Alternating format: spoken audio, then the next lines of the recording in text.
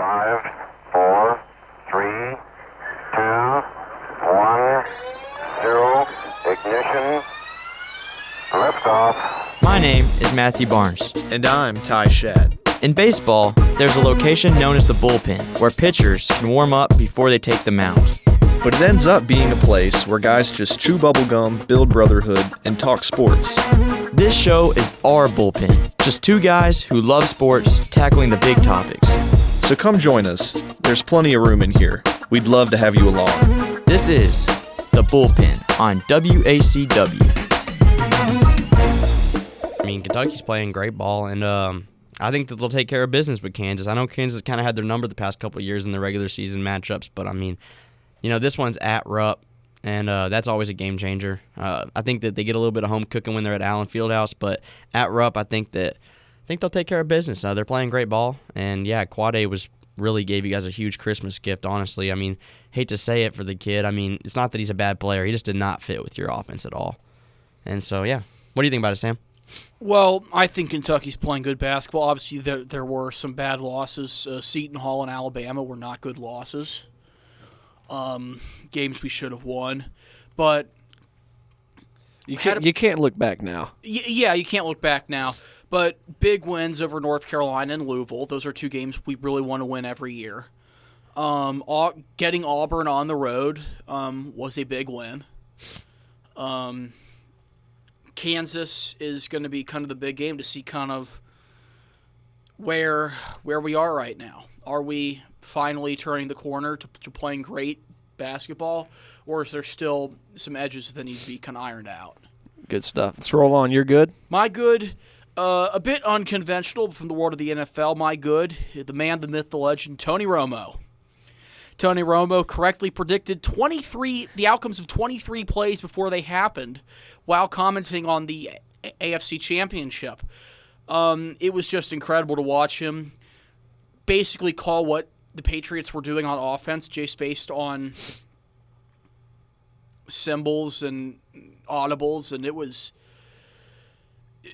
I've never seen anything like that in at least football commentary on television. Tony Romo deserves to call the Super Bowl next Sunday in Atlanta. And he got it. It's not next Sunday. Sunday after. Sunday after, I apologize. I think, oh my gosh. I mean, I'm normally someone that kind of just drowns out commentary and just kind of watches the plays. I mean, I listen to commentary sometimes, but like when Tony Romo's commentating, I have to listen because like the man was, I mean, he's a really solid quarterback. I mean, he had a good career. Say what you want about the Cowboys. I know most people don't like him, but I mean, he was a solid quarterback. But honestly, I think the man was born to announce because when he just calls games, like he just knows football so well. Like he was reading these offensive coordinators' minds. Josh McDaniels, every play he was drawing up, it was like Romo just knew it. He just called it before it was happening. And it's not like he's doing it to be cocky or doing it in a bad way. He's just giving great insight and analysis to every single play, and it just makes the game so much more interesting. And yeah, nothing but hats off to what this guy's doing. And in a kind of time where we see analysts get hired as coaches, most notably John Gruden, who was working for ESPN doing Monday Night Football broadcasts. He's now the coach of the Raiders, and we even see it with guys like Louis Riddick of the he works for ESPN too. He was like a front office guy that people were buzzing about a year or so ago bringing in. When's Tony Romo going to get a call? I think he should. Whenever Jerry Jones pushes out Jason Garrett, I guarantee the first phone call he makes is Tony Romo. Well, he does love Romo like his son, but I saw this rumor that the Cowboys are going to promote Kellen Moore from quarterback coach. The Kellen Moore who quarterbacked the Cowboys whenever they were like 4-12 that one year. When the year Tony Romo broke his leg in the preseason. It was, I mean, the Cowboys were so painful to watch then. And by no means do I think a playing career is reflective of what a coaching career can be. I'm not trying to say that. I'm just saying, you know what kind of football mind you have in Romo, and I don't know exactly what Kellen Moore's football mind may look like, but he's going to be their offensive coordinator now, if I saw that right. He's the leading candidate to replace Scott Linehan at offensive coordinator.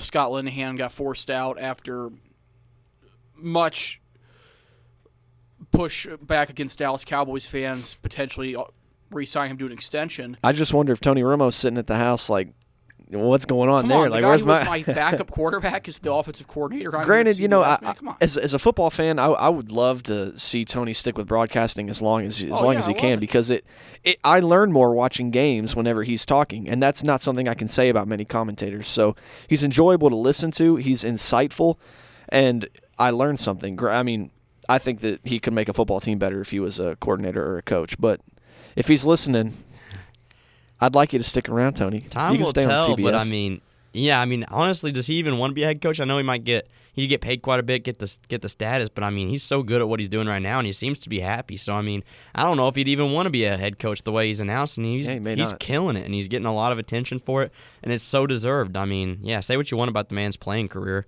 but he's definitely good when he's on air. And so we're gonna move on to bad, and my bad really isn't a bad thing. As a matter of fact, for this player, it's a good thing. This is a bad thing for the rest of the league. And so that's why I'm putting it under bad. I'm kind of twisting the rules a little bit. And my bad is that DeMarcus Cousins is back. Dun, dun, dun. Yeah, obviously, I'm happy for DeMarcus Cousins. I'm not saying, like, I wanted him to stay injured. I obviously didn't want that. I'm just saying, as far as if you're looking at the rest of the league, the Warriors, this is the most vulnerable they've been probably in the past, 5 years. And they're starting to get better and better. They're starting to pick it back up. But right as you think that, this might be the Nuggets year, the Thunder's year, the Rockets year, DeMarcus Cousins comes back, and he's not dropping 30 a game like he used to, but he's playing pretty good ball, probably better than I thought he'd play right when he got back. I mean, his first game, he starts off the game by hitting back-to-back threes, and I'm like, okay, yeah, DeMarcus Cousins is adding a whole new layer to this offense. And I mean, when you think about the Warriors in the past, their main weakness has been the fact that Zaza Pachulia and JaVale McGee were leading. Don't talk about my Zaza. But I mean, say what you want. The man's pretty bad. But him and actually strongly dislike him. I was just trying to be funny. But JaVale McGee and Zaza Pachulia leading that front court. Now you have DeMarcus Cousins. I mean, he doesn't even have to be scoring that much when Klay Thompson, Steph Curry, Kevin Durant's playing the way they are. But, I mean, he's still a better rebounder. He's still a better, more physical defender than those other two were. So, I mean, even if he's only putting up 10 to 12 a game, he completely transforms the way that offense is played. And so, yeah, right when the Warriors look vulnerable, they're not that vulnerable right now. I mean, they're playing fantastic since he came back. A lot better than I thought they'd play since he came back. And even though he's not putting up monster numbers, he's still finding ways to be efficient. So, if you're the rest of the Western Conference right now, you're just like, gosh dang it, man. When are these guys going to be bad? Because, I don't think he's going to stick around. I think this is his only year. I think he kind of just wants a free ring and wanted a place where he wasn't going to be rushed to return. But, yeah, they're dangerous now that he's healthy again. Just quick to interrupt, a little bit of news from college basketball world. Number 1, Tennessee and Vanderbilt are playing in Vandy, and the game is tied at 76, and it's going to overtime. So, upset alert. Vandy had a good little bit of a lead there, but Tennessee chipped away at it. Well, we're going to keep an eye on this one because this could shake some things up if Vandy pulls it out. We'll try to put some live updates out there because Tennessee's number 1 in the nation. They're a great team, so obviously that's noteworthy to see who wins that game. So we'll try to keep you posted if you're choosing us over the game. If you are choosing us over the game, we really appreciate it. You a real one. You're the most loyal. I'm going to go on with my bad. I guess mine's not really a bad as much as it is a sad. Football's almost over. Yeah. We got the Pro Bowl this weekend, which nobody really cares about, and then the Super Bowl the following, and then it's over. That's until August. I'm not going to be too upset, though, because when you're a fan of a franchise that's been kind of subpar in recent years, there's always the NFL draft season, which is fun to follow. So I know I'm going to be pretty up on that, staying in touch with the happenings. So it's over for now, but in the offseason, the excitement of what could be is almost just as exciting as the reality of what is when the season comes. Yeah, it's a bummer. I'm gonna have to be watching the ESPN Classic or something just to see some snapped balls. I'm ready to just see some more football. Seriously, I mean, it's gonna be a real bummer. I've gotten so used to this week in, week out. Sundays are my day. It's my day where I just no homework. I do it all beforehand. Just binge watch football the whole day. So it's gonna be interesting not having that around. Honestly, the Pro Bowl. I mean, there's really no reason for that game to even be happening. Honestly, well, the guys on the winning team take $50K home with them if they win. I mean, I get that. it's fun and stuff, and people like doing it. Get to take the family on a little vacation. But I mean, as far as a viewing pleasure, it's not really all that entertaining. I care more about the skills challenge than the and that's what they've done to try to make it interesting. And it's kind of this is okay, but then you watch Graham Gano and Jarvis Landry in a dodgeball battle, and it's like, well, this is just disappointing. Yeah, it's like it doesn't seem like they're taking it nearly as seriously. And like the All-Star game used to be like that, but I feel like the All-Star game's at least making strides to get better. But the Pro Bowl doesn't seem like it's doing that. It's still a snooze. Well, because the skills challenge is, Pro Bowl's not good. Say what you want about the NBA All-Star game or the MLB All-Star game, but then you still have on the NBA, you still have the slam dunk challenge, which is really fun to watch. And with the MLB All-Star game. Well, yeah, there's that, but there's also like a stipulation, like the winning team gets home field advantage in the World Series. Yes, they do get home field so advantage. So those guys got something to play for, especially like the team players from the good teams that are in it. The Red Sox, Yankees, Dodgers, and Astros. Cubs in recent years. Yeah. I mean, yeah. So I don't know if that's the solution, but we got the Pro Bowl. Anyways, let's keep going on. NFL, we're calling you out. Get the Pro Bowl better. We need it. Well, my bad is going to be addressed later in the show, but let's just say my bad is NFL referees. Yeah, we'll dive into that here. Short and simple. That's all you need to say NFL right referees. now. We will address it, but that's a good bad for sure because it was awful. We'll get into that. So yeah, now we're getting into uglies. Once again, I'm kind of twisting a little bit what ugly means.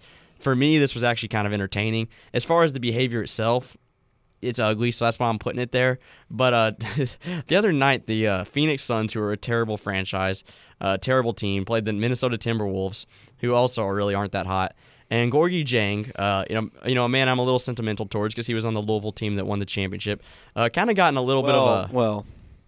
You know what? I don't want to hear it. It's still a championship in my eyes. But whatever. He still was a good player for us in college, and I loved Gorgie. And he got in a little spat with Devin Booker, one of Kentucky's own. So it's a little bit of the battle with the Bluegrass kind of bleeding into the NBA a little bit. And these two guys had a little bit of a physical altercation on the court that led to some scruffiness, and they kind of signaled at each other, like looking at each other as if they wanted to throw down, but like they weren't going to do it on the court because like they knew it wasn't. They were both, or Gorgie was ejected, like he got ejected, and Booker also I think picked up a technical, but like Booker literally looked at him and was like they just kind of like nodded at each other, whatever, and they both like booked it out of the tunnels. And like it was kind of implied that they were gonna go like fist fight one another. It looked like something out of a WWE match. Yeah. It looked. And I'll tell you, the looks on those guys' faces, it wasn't just like, we went to rival colleges, we don't like each other because of that. It looked like some serious hatred going on Booker there. was like scrambling hard to try to get away from some of his team managers and stuff and trying to get some space to go fight him. And I'm like, it's ugly behavior. That's why I'm putting it under ugly. But as far as just like the drama aspect of it, it was kind of entertaining just to see some like former alumni for the two Bluegrass teams just kind of like having some beef. It was just kind of funny. But like, I mean, Devin Booker, you're obviously a better player than Gorgie. I love your game. I respect your game, but probably not the best idea. You have like a 45, 50-pound weight disadvantage, probably about a 5 or 6 inch height disadvantage, and plus Gorgie just kind of gives off the vibe that he knows what he's doing. So I put my money on Gorgie there. And even Karl Anthony Towns said he'd put his money on Gorgie. Yeah. He said Devin's my brother or something like that. But I don't think Devin would have really had much of a chance. I think it shows people, the three of us being from Kentucky, really understand how much Kentucky versus Louisville means every New Year's. And I don't know if really the general population on Twitter who discussed it really kind of understands how much just anger there is there, that Kentucky and Louisville guys really don't like each other and continue not to like each other years after they're not playing in Kentucky or Louisville. Yeah, it was just interesting. It was interesting drama, and I don't think that anything actually happened. I mean, it doesn't seem like it because both guys were interviewed after the game. Neither had any like bruises or cuts or anything.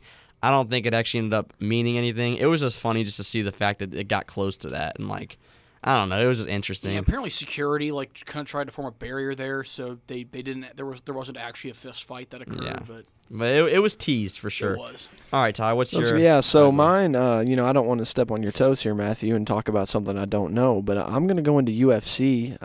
Interesting. And mine is really just about an ugly person displaying known characteristics, I think. So Greg Hardy, former NFL player.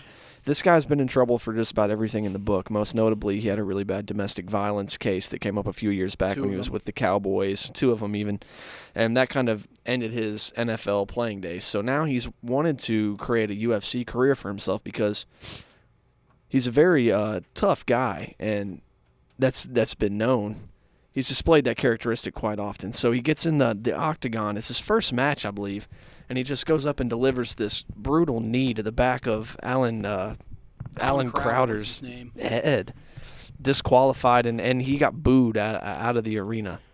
So that's a real Greg Hardy move. I mean, it's like a Greg Hardy thing to ever happen. The man has not changed much. He just has a history of just being a pretty bad person. We always have been rooting for him to get better. Obviously, you want to see a good redemption story, but it doesn't seem like it's happening with Greg Hardy. No.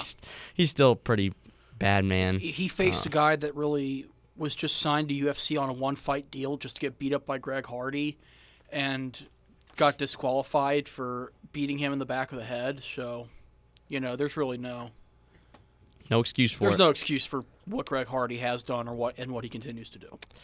Well, Sam, speaking of what's ugly. Well, my ugly, a bit more positive than Greg Hardy. My ugly is on January 8th, the University of Alabama was going for their second straight national championship, third in the last 4 years, and they ran into Clemson, and they just got absolutely brutalized, decimated, destroyed at every possible aspect of the game. This is ugly. I loved this. It was ugly for Alabama based on how good they said they were, how good Nick Saban said they were, how good the media said they were, and they got destroyed.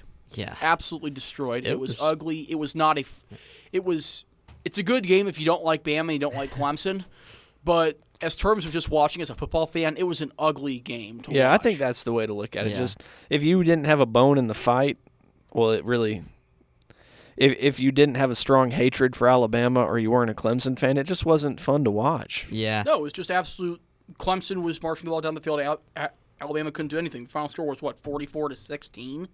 I mean, I'm in the minority. I freaking loved that national championship, mostly because I just really don't like Alabama. Because you just want to see Saban lose. But I think that this game was just like a homecoming, like it was a coming out party for Trevor Lawrence, basically saying like I'm the dude.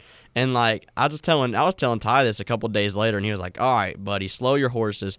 I personally, this is probably like the biggest hot take I've had in like the last decade. I think that Trevor Lawrence is going to be the best quarterback in the NFL for years to come when he's drafted. He's going to go number 1 overall.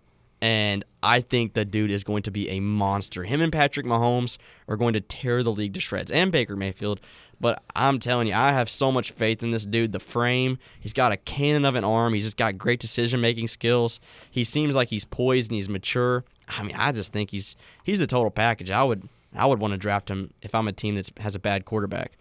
And so I think he's a stud. I think you may be putting the cart in front of the horse there for an 18-year-old true freshman. Did you slide in his DMs after the game or anything like that? I didn't. But I'm just saying. You guys aren't going to be making fun of me when I'm right. Trevor Lawrence is going to be great. Calm down over there, Colin Coward. It'll be okay. We'll see. Right, we still got some years. We record these broadcasts. We'll archive this. I love Trevor Lawrence as a prospect. He's a great player, yeah, but I don't want to put the cart in front of the horse for a true freshman. This is going to be the worst take in the world if he busts. I'm just saying, I have faith in the kid. I know he's young, a lot of career left, but I'm putting my money on Trevor Lawrence being a good NFL pro. But you know what? We don't have time to keep ranting about this. Let's get to these conference championships. Let's talk about championships. So we got a Super Bowl matchup set. Super Bowl 53 going to be in Atlanta, Georgia. The LA Rams represent the NFC, and the New England Patriots represent the AFC. Pinch me if you've heard that one before. Oh man, I'm so tired of this team, the New England Patriots. I respect them, but it's more of an envy type of thing. It's like I respect them so much that I hate them because I'm so tired of seeing them win. And both games have a little bit of controversy behind them. I mean, New England's wasn't necessarily as scandalous, but it's more just it sparked discussion afterwards. And so we're going to talk about both these main discussions that are kind of the outcomes of these games. But we're going to start with the LA Rams game against the New Orleans Saints. So just to kind of break down a little bit of background, it was a tied game, 23-23, with about a minute and a half left in regulation, maybe a little bit more. And the Saints were marching down the field, getting fairly close to field goal range. Not quite there yet, though. And, Drew Brees, being the iconic quarterback he is, looks like he was going to march him down the field, get him in field goal range. Will Lutz was going to make a field goal, game over. That's what it looked like. That was my prediction. It was actually 20-20 at this time. 20-20. Good call. But, that's just what I predicted. But and then Drew Brees throws this throw on third down. It's 3rd and long, and it looks like a pretty good throw. It very well could have been caught, and the I forget his name. Sam probably knows it. Tommy Lee Lewis was the receiver. Well, he was the receiver, but who was the Nigel Roby Coleman. Yeah, Roby Coleman. This dude had another no call where against Ted Ginn earlier. Oh boy. Earlier in the game, this one was like 10 times worse though. This back for the Rams literally just trucks Tommy Lee Lewis over, like about a second and a half before the ball even gets to him. It was a catchable ball. It was clearly, it could have been called helmet to helmet as well. It was helmet to helmet, and it was clearly a pass interference. No call. Nothing. And, Saints weren't in field goal range yet. It goes to overtime. Rams end up winning in overtime. I'm not making excuses for the Saints. They still had plenty of chances to win this game. However, one of the main, with the biggest taste left in people's mouth after the game wasn't the fact that the Rams won in overtime. It was the fact that, if this pass interference is called, the Saints are within the 10-yard line.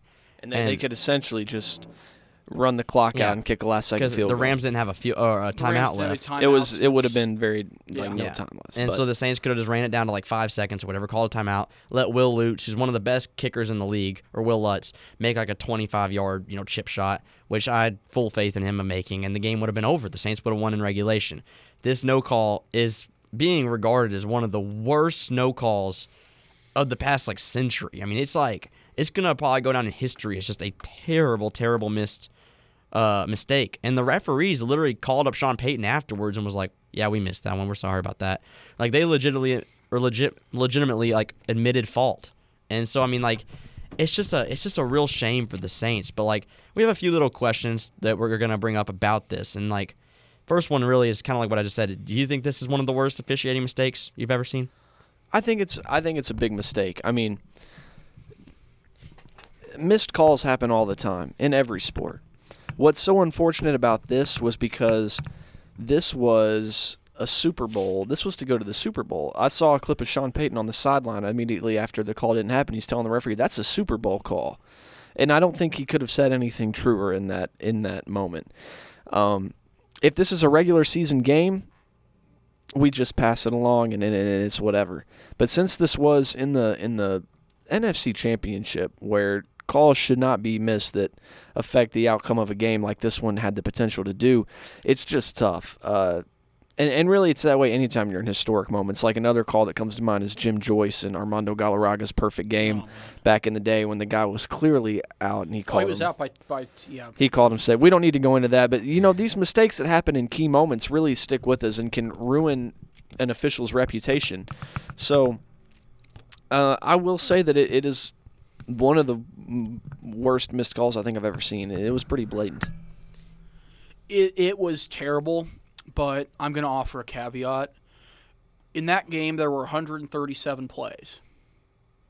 I don't buy the philosophy that one play should deter. Obviously, the Saints would have won if they'd gotten that call. I'm not denying that.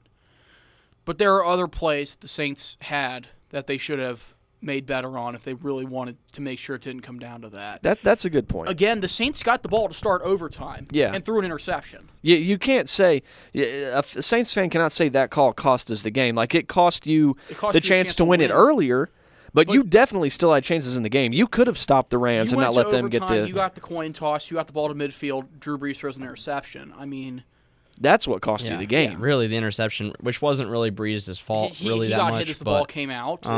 Still happened. It's football. And also they have one of the best red zone efficiencies as far as transferring those to touchdowns in the entire league. And on their first 2 drives that were in field or red zone range, inside the 10, they weren't able to capitalize on either of those being touchdowns. That's another thing you can look back and say that even though that was early, those type of plays would have gotten them probably the win, and they didn't make them. And that's what frustrates me about seeing people say, "Oh, let's replay the game because that was such an injustice." Like Michael Thomas, the Saints wide receiver, all-star, tweeted out something like that, a rule that said there was always the potential to replay a game if something crazy happened. You can't do that in this game. That sets a very dangerous precedent, and especially in a game when obviously New Orleans still had chances to win it. They could have gotten a hold on defense and not even let the game go to overtime, and they could have scored a touchdown on their first drive in OT. So, the idea that this game should be replayed is just ludicrous in my opinion. It's absolute insanity. It definitely shouldn't. And going to also kind of move on is like one of the main implications of this game is that a lot of people are pushing, and even some of the people inside the league are pushing for them to make a new rule where even like, you can sometimes review like occasionally, like, if it's close to the end of the game, you can, if there's like a toss-up type of play, they can go and review those. But now they're pushing for even if there's like not a call at all, like if there's a no call like this one, you can still go back and review it. Do you think that's a good idea? I don't. I do not think that's a good idea. I think, once again, it's making a judgment call based on a judgment call. Yeah, that's the best way to put it. It's just you're saying, oh, I don't like your judgment call here, so I want you to go make another judgment call. There's no definitive way to judge that. Yeah, unless we have like robots or something. I mean, and then, unless there's I don't know. I see your points. Yeah. But like, and it's not that I disagree with your points. I definitely think it could slow down the game, and it could definitely make the game more complicated than it needs to be. However, to play devil's advocate, I'm not going to act like I'm an experienced referee. I refereed in intramural basketball in high school for a couple of years, and one thing I learned, football and basketball are different, but one thing I learned is that when you're a referee that's far away from the play itself, sometimes even if you see something and you want to make the call, you feel like, I can't throw this flag or I can't blow the whistle because I'm too far away from it. It's not in my zone. It's not in my range. It's not worth being my call. So really what it comes down to is the referee that's closest to the ball.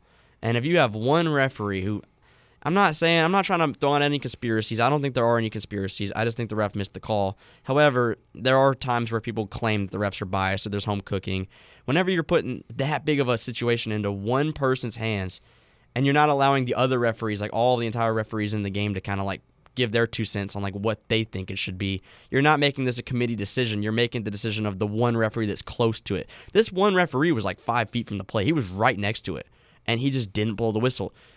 I have no idea why, but I guarantee you if that was reviewed and they put all the referees in on it, it would have been called. So, like, I get that it slows down the game, but I do also think it makes it to where, there's more input than just one, and I think that can make it to where the calls are more consistently accurate. How many people already complain about officials favoring one side in a matchup? I do.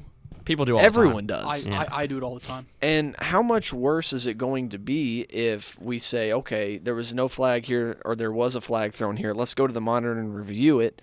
Well, if I'm rooting for the other team, I'm going to disagree and be like, yeah, overturn that, or no, keep that as a penalty, whatever the case may be. And if they come back out and say one way or another, it's just going to further incline people to think that refs are choosing one side, in my opinion. Well, yeah, I don't know, though, because, like, I think that, I can't speak for every fan, but I was watching that Patriots game in the room with like 10 or 12 people. I think one of them was rooting for the Patriots. But yet, whenever they showed the replay of Julian Edelman, that football barely missing his body, whatever, everyone kind of like unanimously agreed, like, yeah, I didn't touch him. So, like, I don't know. I feel like if the replay is like obvious enough, like, there's times where even you can set aside your fan bias and be like, all right, well, I have to set aside my fan bias and realize that they're making the right call. I understand that sometimes, who you root for, it runs deep and you're going to, stick with them through thick and thin. But I think sometimes there's just kind of like objective truth where it's like, all right, well, can't really deny that one. And I think that if a play like that's just so obvious that, I know Rams fans, I have a couple guys on my hall that were rooting for the Rams and they were like, yeah, that was totally missed. So, I feel like that was. It's easy to say that when your team goes on to win the game. Well, yeah, but like, I don't know. I just feel like that one was pretty unanimously agreed that was just a missed call. Granted, the Rams still deserve the win, but like, and they still, I think that it's kind of unfair for the Rams that they're being kind of shamed and their big win's not really being celebrated the way it should because of this controversy that really had nothing to do with the players, like, it's not like the players were that play is going to forever, like, just kind of mar the game they played. It puts an asterisk next to the win. Yeah, like, exactly. And it shouldn't, because they played a fantastic game. They did a lot of things right, and Jared Goff played really, really well. C.J. Anderson had some big touches. The defense stepped up when it needed to. So, yeah, I think that the Rams deserve a lot of credit that they're not really getting because everyone's just talking about this play. And so, I think that's a shame. I think that the Rams deserve a lot of credit. However, it's always going to be hard to not think of this game and think of that missed call, because it's just like, how many individual snaps do you remember from Minnesota Saints the year before? Probably not that many. You know what play you probably do remember? The Minneapolis Miracle. You tend to remember the play that defines the game. You don't really remember the snaps in between it. You remember the play that changes everything. I think in 10 years, this will be the missed call that people remember when they think of this game. They're not going to think of the Rams' performance. And that's a Yeah, shame. it It's is. It is a shame. A lot of guys play very well. And the same people think the same thing about Brady, the tuck rule from that game against the Raiders back in the day. Which was a fantastic game if you go back and watch it. It was one of the best, most exciting games football played in a while, but it's going to be remembered that they're always going to remember that play, and then the next play, Vinatieri kicked the field goal. So Well, let's transition over to another one because I have an interesting question I want to pose after we talk about this next AFC Championship game, because a lot of people were watching this game and afterwards calling for a potential rule change as well to the NFL overtime system. Basically how it works, coin flip. If you win, you typically say you want the ball because if the team that receives scores a touchdown on their opening drive in overtime, they win the game. If they kick a field goal, the other team has a chance to kick a field goal as well and tie, and then the game keeps going on, or if they score a touchdown, it's over. So what happened was the Kansas City Chiefs and the New England Patriots play a fantastic game back and forth, tied at 31 at the end of regulation, and they go into overtime. Patriots win the toss. Brady takes the ball down the field. Touchdown, game over. No chance for the electric Patrick Mahomes to match him, even though he had a fantastic drive to send the game to overtime as regulation ended. So I guess just where do we stand on this? What do we think about the overtime rules of the NFL? Are they fair? no, Yeah, I'm with Sam. I don't Why? think- Why do you all say that? because just to take the ball out of someone's hands and say the game's over if you score a touchdown, it just doesn't seem it doesn't seem to match the competitive nature of football. In college, both teams get a chance to match each other. Yeah, but in college, that system where they both get the ball on the 25-yard line, I feel like it almost turns it into a video game and takes the competitive aspect out of it. Your defense doesn't have much a chance to get a stop, and I think that's one thing that the NFL overtime has. I think that's one thing it gets right. I don't think it should be the ball at the 25-yard line. I think it should be standard rules, kickoffs, you get the ball wherever, but both teams get a chance to touch the ball even if you score a touchdown. I'm kind of with Sam here. Like, I think that there's a kind of a happy medium between both overtime rules for the college football and the NFL. I think college football does some things right, but yeah, the 25, I do not like that part of it because it makes it to where, you know, it's always going to be at least some sort of points, you know, I mean, unless a kicker just misses a field goal. So, like, it turns it into, like, where you get these 74-72 type of games with Texas A&M and LSU, where it's like, you know, it goes into like 6 or 7 overtimes because the two teams are just trading points. And Which was fun to watch, but that feels like amateurish to me. Like, that feels like a CFL thing or like an Arena Football League thing. That doesn't feel like an NFL thing. Yeah, but like, And I shouldn't call the CFL amateurish. Look. I'm just saying it out of pure ignorance, and just to make a comparison. people are saying that, like, and they make a fair point. They say, well, the Chiefs still had a chance to win. They could have made a defensive stop. And I get that. You know, the defense still could have made a play. I mean, the Rams defense made a play in overtime against the Saints. And so they make that argument and said, well, the Rams showed that they can still win in overtime even though they lost the flip. But I think that this game, I think everybody knew. I mean, like, I knew whenever the Patriots won the coin flip, I was like, yep, Patriots are going to win the game. I know Brady too well. I know that the game path too well, the way that it was headed. These two teams, you know, they started fairly slow. The first half wasn't that high scoring, but in the second half, once the two teams got going, they were pretty much trading points. And so I was like, Brady's clutch. Kansas City has a bad defense. He's going to come down and score. And when you have a player as electrifying as Patrick Mahomes, who's been fantastic all season, I'm not saying you make rules that cater to him, because you're not making rules that just cater to him. You're making rules that cater to Baker Mayfields of the world, the Jared Goffs of the world, just all these young talent who, you know, really are electrifying and fun to watch. They're changing the game. For Mahomes to not even have a chance, I mean, like, the Patriots defense wasn't playing good either. I guarantee you, if the Chiefs had won that coin flip, Mahomes probably would have Same taken him thing down the probably field, would've happened, yeah. and he probably would have won the game by getting a touchdown. I just about guarantee it. So it just comes down to the coin flip, which isn't the best method, but a stop can happen. It's not like it can't happen. We saw that in the NFC Championship. But just let's discuss this. So if the rule gets changed and a touchdown no longer wins the game for you on an opening drive in the overtime, the other team has a chance to match.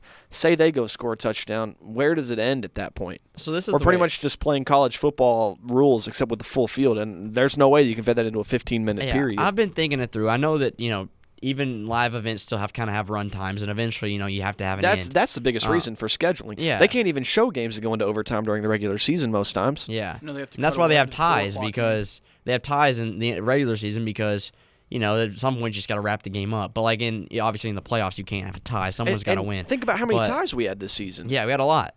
But I had think that the way it 3 should ties. go this is just for the postseason. I think they should keep the regular season the way it is. I know ties are kind of anticlimactic, but they're relevant and they're necessary. I think it's still the best option as far as the regular season. In the playoffs, I think that there's a happy medium between, like I said, the two leagues. I think you allow both teams to get the ball. If they both get touchdowns, you let it go into a double overtime. If after a double overtime ends and they're still tied, then it goes back to the way it is currently now, and you say, all right, now we're going to leave it up to chance. Both teams win. Or whichever team wins the coin flip gets the ball first. That way, even if you have like a Brady drive in the third overtime and he comes down and scores, there's a lot less luck involved because the defense would have had 2 or 3 chances, as a matter of fact, to stop him from getting a touchdown. But at that point, we're playing like 7 quarters at that point. Well, I don't think they should make the overtimes as long as a regular quarter. I'd say shorten the overtimes to about, I don't know, like 10 minutes or maybe even less than that maybe. Or it doesn't even have to have a time clock. Maybe just say both teams get the ball. It's just like with college football. Turn the clock off, both teams get the ball. After that second overtime, then it can be down to luck. Then the only excuse the losing team really has is that they just couldn't get a stop in 3 drives. Then it's like, all right, well, then luck can decide it. Because I know the game has to have an ending. I just think in a game like this, with this type of stakes, to not even give someone like Patrick Mahomes the chance to match Brady, I just think it's not. I don't think it's fair. It was anticlimactic. It was boring. I was like, well, this is a bummer for Mahomes because he played a heck of a game, through 3 touchdowns, had 300 yards. His percentage wasn't fantastic, but for a first playoff game, he didn't really look that nervous. He looked like Patrick Mahomes. He's looked all season. So I think that he would have done the same thing. And once again, the Patriots kind of get a little bit of a break in the fact that they won the toss. Well, Same thing happened against the Falcons in the Super Bowl. It did. And I think a lot of that can be attributed just to Brady being a guy who can engineer a drive when they need it most. And a lot of that has to do with momentum and just his knowledge of that offense and his relationship with Josh McDaniels. But, my problem with this is there's no one little tweak that's going to solve this. I mean, if they want to change the overtime rules, they're going to have to, rehaul everything. And I just don't think that that's going to make anything better. I think people will still have problems with it somehow.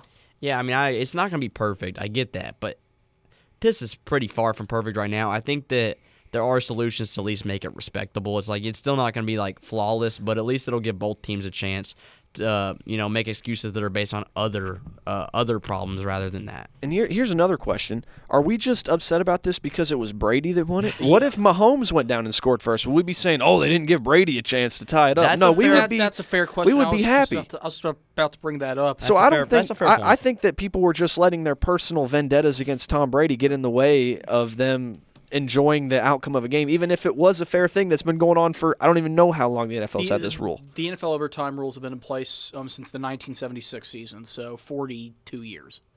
I just, with both these discussed, which one is more likely to be changed this offseason? The overtime rules or reviewing calls or non-calls? I think overtime is more likely.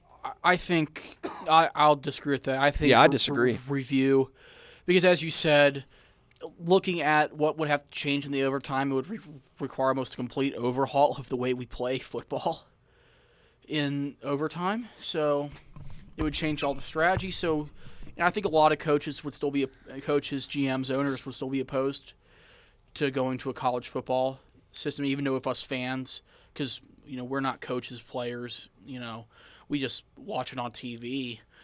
So I think the players and coaches and GMs would probably reject our ideas, though. So, but yeah, I mean, again, we're not the commissioners of the NFL, so I can see them implementing some kind of way that a coach can have one challenge flag that goes to look at a call or non-call that didn't get just they could review it. I could see that being a thing.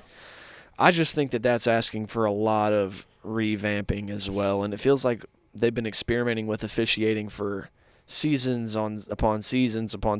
So I don't know. I just don't think either of them are really going to benefit the game.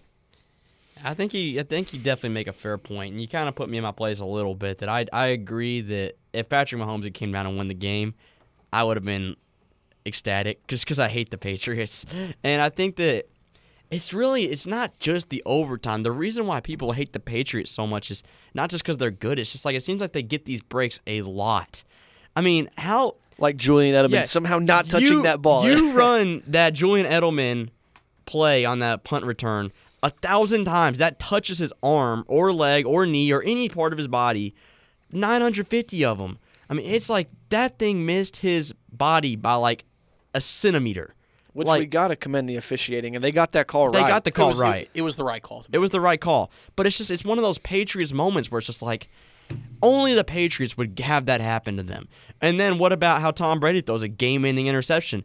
Offsides call. Was it the right call? Yes. Yes, it was the correct Ford call. lines up so far. Yeah, but like, it's the right call. But once again, even though it's the right call, it's just like that's a Patriots type of thing to happen. Right when you think that they lose the game, something happens to stop them from losing the game. This is a team that won a Super Bowl off Russell Wilson's interception, which was a great play by Malcolm Butler, but it was one of the worst play calls I've seen in the Super Bowl history. Then you have a lot of things go wrong as far as key holding penalties for the Falcons and stuff that give the Patriots the ball back to come tie that game up. Just that absolute collapse. I mean, a lot of it was the Patriots doing well, but at the same time, it was mostly just the Falcons just playing awful under pressure. And so it's just like it's only the Patriots that seem to get these breaks, man. It's so unfortunate. But, I mean, they're just a lucky team. God's a Patriots fan. To play devil's advocate, the very next play after the Edelman non-touch the punt was an interception thrown by Brady. That is true. Yeah. Ball doesn't lie. And ball doesn't lie. Mahomes threw a touchdown to Damian Williams, who played a heck of a game as well. Just about these breaks, I was talking to my dad after the game. My dad despises the Patriots. I was talking to my dad about this. Like, why are they so lucky? And my dad said, well, Sam, you know how they always say the devil's a bad guy, but you got to say he's kept his end of the bargain with Belichick. Yeah, he has. So, I feel like this is just my last takeaway. I'm just gonna throw this in real fast. I'm bummed that the Patriots won the game. My biases are clear, but at the same time, it almost felt like a little bit of a passing of the torch in a sense that it's not that Brady played a bad game. He made plays when he needed to, but as far as his overall stat line, you can tell that he is. I'm not saying he's falling off a cliff like someone like Max Kellerman would say, but I do think he's starting to kind of show a little bit of vulnerability. He still shows up when he needs to. I guarantee you he'll play well in the Super Bowl. But I think that the Patriots, they're on borrowed time. I think that Belichick and Brady, they might win one more Super Bowl, maybe two max, and then I think that they're going to go off in the sunset together. I think that the AFC it's going to be up for grabs in a few years, and I think Patrick Mahomes, he just had a season-long coming-out party basically where he said, yeah, this is my conference now after Brady's gone. And I think, for the most part, Mahomes outplayed Brady. So I think that even though the Patriots won, the only light at the end of the tunnel is that I think this is the most vulnerable the Patriots are going to look, and I don't think that their time is going to last forever. Once those two are gone, they're going to kind of be in real rebuild mode, trying to find a new quarterback, a new system. I'd expect them to even draft a quarterback this year. Yeah, it's very possible. But I think that the Chiefs, they're going to be contenders in the future. The Browns, I can't believe I'm saying that. They're going to be contenders in the future. They're going to win the division next year. Oh, yeah, they're winning this division next year. The Ravens are still around. They're still solid. The AFC is going to be other teams, I think, that are going to carry it for years Don't to sleep come. on Zach Taylor and the Cincinnati Bengals. Zach Taylor and Kyler Murray coming for that AFC. Yeah, well, I hope that Kyler Murray does slide to you guys' pick. That would be great. That'd be great for you guys. But, but that's pretty much all I was going to say is that even though the Patriots won, I get it. I do think that, their time is limited. Yeah, it's kind of like the end. I don't know if any of you guys ever saw the movie Rocky. Not familiar. Apollo does win the fight at the end against Rocky, and Rocky won. Hey, spoiler alert, man. Everyone saw it. There is no excuse for spoiler alert when the movie came out like 35 years Fair ago. enough. You had this your movie chance. came out in 1977, so if you haven't seen it by now, man, come on. Yeah. But kind of where Apollo does win the fight, but he acknowledges that he is no longer the Or even with Creed. Creed won. Where he acknowledges that this young upstart Rocky is going to be the future of boxing and his time has passed. And he, despite winning, tells Rocky that his time has passed and that Rocky's going to be the next heavyweight champ. So it's kind of one of those things where with Tom as Apollo and Mahomes as Rocky. And Andy Reid did say after the game that Brady went over into their locker room and requested to speak with Mahomes. That was classy. Yeah, in a real class. Who wouldn't want to be a fly on the wall for that conversation? That was cool. I will say Tom Brady is a class act. It's really a current GOAT talking to a future. I'm not gonna say GOAT, but a future Hall of Famer, in my opinion. Someone that's gonna go down in the history. It's just Mahomes special. has many years of great football ahead of him. So let's get down to the brass tacks, and let's pick this thing. All right. Well, I'm picking for Pride. Oh yeah. So we're gonna lay out a really quick. What's at stake? So I currently have a. To be fair, we missed a lot of games over the break. I could have caught up. Yeah, We Ty missed could week have maybe 17 caught up. We missed the last 3 weeks of the regular season. He was only playoffs, back so. like I've 4 embarrassed games. myself, and I will do better next year. This was a rebuilding year. We're going to come back stronger next year. Ty's out of it, so it's really come down to me and Sam here. So if you don't know, we always pick like the primetime games throughout the year. So Thursday Night Football, Sunday Night Football, Monday Night Football, and we tracked our records on how accurate we were throughout the season. And right now, my record's 16-9. Sam's 15-10. Ty still has a losing record at 12-13. Tanking for Zion. That's my excuse. He's tanking for a great pick next year. So he had a rough go of it. So it's really come down to me and Sam. And I figure the best way to do this is, really, since I have a 1-game lead, Sam's only chance of winning is he has to pick the different team than me. And so really both of these teams have a great chance. So I'm opening the door, and I've even admitted that I'm willing to make this one worth 2 games, 2 record points. So Sam's back 1 right now. So if Matthew gets it wrong and Sam gets it right, Sam will be our champion. But no tie. I don't want a tie. I don't want to lose my pick and then Sam get the pick right, and then it's like we have the same exact record. I don't want that. I either want to be the winner. 16-10 with you. Come on. Yeah, I either want to be the winner or the loser. So we're just gonna leave it all up to this game. Yeah, we're putting all our cards on the table here. I think it's fair that since I do have the 1-game lead, though, I get the advantage of picking first. So I'm basically picking who I want, and Sam's basically just going with the other team. And I'm really risking it. I'm putting just personal rooting for types things above who has a really good chance of winning. I'm not the Patriots are kind of like my Pittsburgh Steelers with Ty. It's like they're a team I despise picking them to win anything. I think they have a decent chance of winning, obviously, but picking them to lose. I'm going with the LA Rams. Wow. It's risky. I cannot pick the chooses Patriots. the 2.5-point underdog. I am not picking the Patriots. I just can't stand the Patriots. I think that Jared Goff's going to play pretty well. I think it's going to come down to the end. I think it's going to be a close game. But which defense do I think is better down the stretch? I think the Rams with that front line. The Chiefs didn't sack Brady a single time. That will not happen. As good as that offensive line is, it's a great offensive line that the Patriots have, but there is no way that Sue and Aaron Donald and some of those Fowler guys, Jr. He's the guy who hit Breeze that caused the interception. There is no way that they don't get to Brady a couple times. And I think it'll be a high-scoring game, but just like last year with the Eagles, I think whichever team makes defensive plays down the stretch will win the game. I trust the Rams defense a lot more to make plays down the stretch, getting to Brady, putting pressure on Brady, than I do with the Patriots defense. So give me the Rams. Okay, so I don't have much of a choice anyway. So I have to take the New England Patriots, but I'm going to rationalize. Poor you. Poor me. I'm going to have to rationalize this. Tom Brady has been here more than anyone else. He knows what's expected of him. He knows this is just another day at the office for him. The Super Bowl is just another game. This is the 9th time he's played in the Super Bowl. I'm not going to say this is it for him if he wins, but he's 41 years old, man. This is his chance to kind of, be the hero just one last time. If I knew that this Super Bowl win would retire Brady and Belichick, I'm rooting for the Patriots. I'm honestly willing to sacrifice the year, give them another ring if it means I don't have to watch Tom Brady and Bill Belichick and anymore. Brady announced at Media Day that, hey, if we win, we're retiring, I'm going to wear a freaking Patriots jersey to the game. I'm going full Patriots, rooting for them the whole time. I'll sacrifice it. You know what? I'll take the loss. I would rather look at the big picture. I'm tired of these guys winning football games. I have nothing against Brady as a person. He seems like a nice enough guy. I know he has Deflategate attached to him, but other than that, he's got a pretty clean resume. He's not that hateable. It's just the fact that he's a winner, and people hate winners. It's just a lot of it, and I hate him too, and I hate the Patriots, but I'll admit it's based on my envy of them. Yeah, it's more just like a jealousy thing. Like, I'm just tired of them being good. So, But Brady knows what has to happen. If he has decided that this is it or this could be it, I mean, he's just going to pull out all the stops. Or he's going to pull all his cards on the table, and he was not going to be deterred from winning this football game. Yeah. So do I get to make my pick? Yeah, you can make Yeah. your pick. You're just playing for All peanuts at this point, Ty. I almost forgot about Ty, honestly. So all season long, everybody's been saying the Patriots stink, right? They lose to the Lions. They lose to the Dolphins in embarrassing fashion. They've lost to a lot of non-playoff teams. And at one point in the season, Tom Brady posts something on his Instagram. All it says is, still here. He's still here. Sure, they're having not the best time, but they're still here. And now they're in the Super Bowl. They're still here. I'm rolling with the New England Patriots. And guess what? I've had a bad year, 12-13, sure.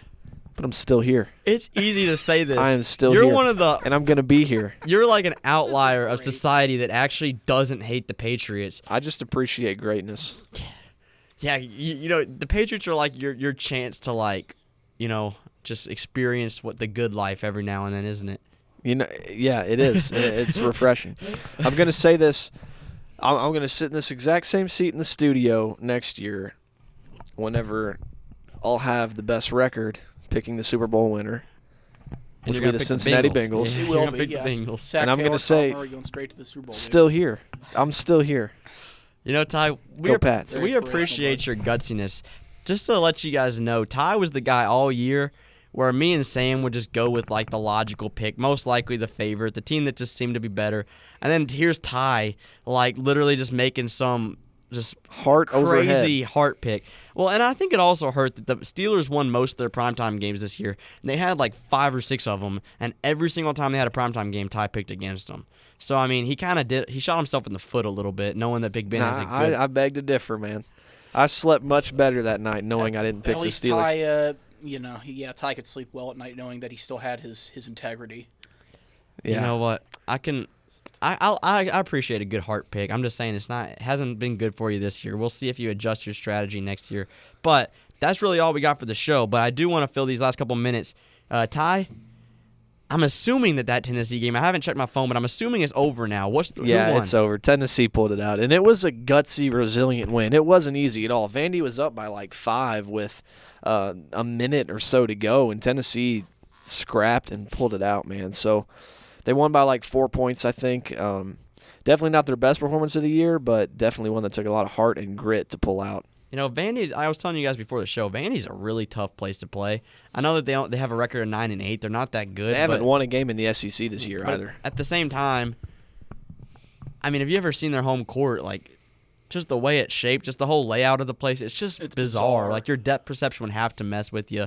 I know it's a place that, you know, if you've played there before, I'm sure you could kind of get used to it, but it's still, everything's kind of out the window. Vandy's potential to have like an upset card whenever they're at home, just because of how odd it is to adjust. Because the fans are right there on Yeah, the they're right on top of you, and the bench is like below the court. It's on the baseline. Yeah, it's below It's like the by the baseline. goal. It's to the left of the goal. Yeah. It's kind of like a drop off. Yeah, it's like a little bit. It's a slight drop off. You It's can still see, bizarre. obviously, but like it's just you're not quite as high up on the court. It's almost like a slight little de-elevation or something. And it's also weird. one of the things about playing there, the lighting in Memorial Gym at Vanderbilt is it's nothing like the lighting It's at dark. It's so dark. It's Yeah. like it's so much more.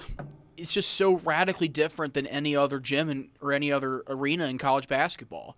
The way it's set up and the way the lighting is, it's almost like baseball lighting. You know, it's bizarre. It was a tough, gritty win for Tennessee, but you know I think those are wins that can be appreciated.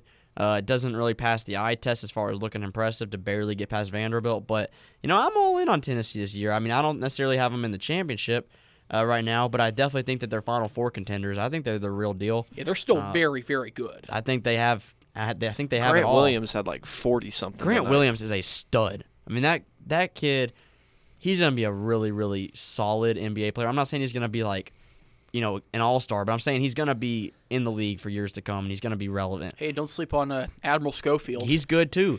Now, you know, we're a group that likes to fill every single second left on the show, so we have about 45 seconds here. So real fast, we're just gonna spit these off. But who are your contenders for the college basketball this year? We just want to fill this time. Like who's the real deal? Oh, well, Duke comes to mind. Obviously. What about you, Sam? Besides Tennessee, I'm going to say Michigan. They're pretty good. Michigan is pretty They good. had two pretty bad games. bad games against Wisconsin and last night against Minnesota. Barely pulled that out, but they're still very good and are going to be a threat.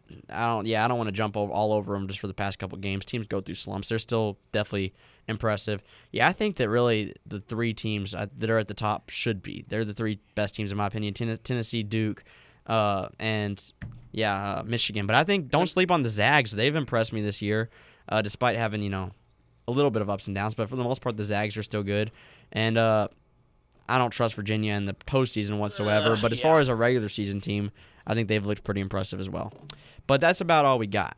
I just wanted to say those real fast. That was supposed to be a talking point for the show, but we had so much fun talking about football, we didn't get to it. That's okay. One quick special shout-out, Jacob Kiefer. Thank you for tuning into that, my brother. We appreciate you. Oh, and one shot from me. Thank you to my grandmother, Catherine Roberts, age 85, tuning in from Fort Thomas, Kentucky. We appreciate you, Mrs. Roberts. Thank you very much. Thank you so much. We love everyone that listens. We don't know everyone that listens, but everyone that does, we appreciate you. So that's about all we got, guys. I'm Matt. I'm Ty. I'm Sam. Thank you so much for listening. We'll be back next week with a lot to talk about once again. Have a great week, guys. Peace. See ya.